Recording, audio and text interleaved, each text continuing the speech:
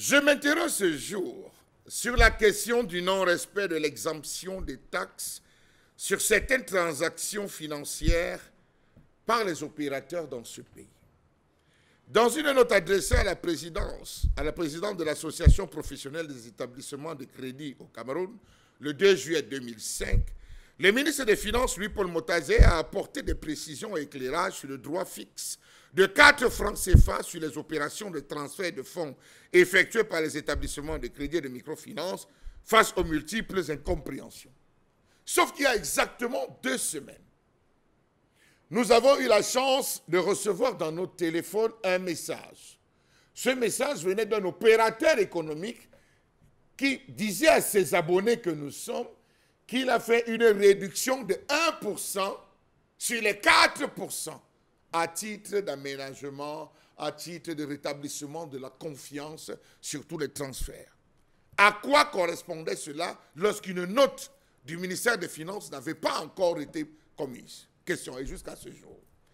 Conformément à la circulaire fixant les modalités d'application de la loi de finances pour l'exercice 2025, le ministre Louis-Paul Motazé a expliqué que la taxe spécifique de 4 francs CFA s'applique sur les services bancaires de paiement, notamment les virements, les retraits d'espèces auprès des guichets de banque ou via des distributeurs automatiques de billets, les paiements par carte bancaire ainsi qu'à toutes les opérations de transfert d'argent réalisées entre un client, particulier ou entreprise, et les établissements de crédit et de microfinance, quel que soit le moyen ou le support utilisé.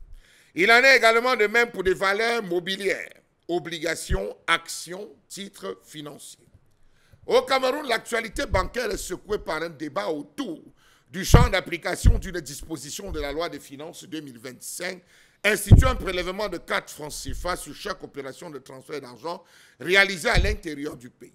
Alors que jusqu'ici, les taxes ne s'appliquaient qu'aux transactions via mobile money, via le numérique, les textes élargissent cette fiscalité aux opérations bancaires.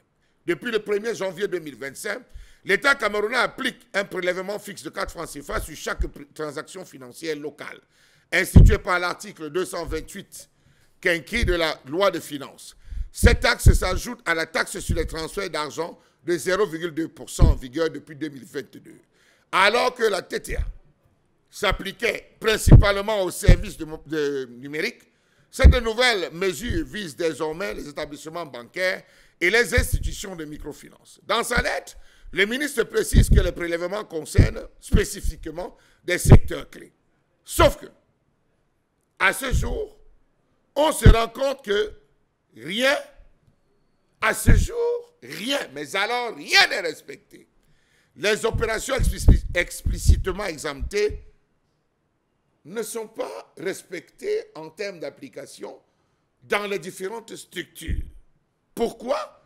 Parce qu'il n'y a pas de suivi. Notamment, les dépôts en espèces dans les comptes bancaires ou portefeuilles électroniques. On continue à couper. Monsieur le ministre, on continue à prélever. Les transferts réalisés par les prestataires des services de paiement à destination de leur réseau de distribution aux partenaires, on coupe toujours. Les virements destinés au paiement des impôts, taxes et pensions publiques qui ne devraient pas être prélevés. Ceux qui ne le savent pas, lorsque vous voulez constituer certains dossiers, lorsque vous arrivez dans ces différentes juridictions et structures, la sous-préfecture, la mairie, le commissariat, vous dites CNPS, mention CNPS, on appose les cachets sans aucun paiement. Mais à ce jour, ce n'est pas ça, monsieur le ministre. On continue à payer. Dans un pays où le taux de bancarisation reste faible, notamment en milieu rural, cette mesure pourrait constituer un frein à l'inclusion financière. Que se passe-t-il? Le ministre a dit stop, arrêtez la gabégie, arrêtez le désordre. Mais dans ces différentes structures, Donald Brice, ça se porte bien.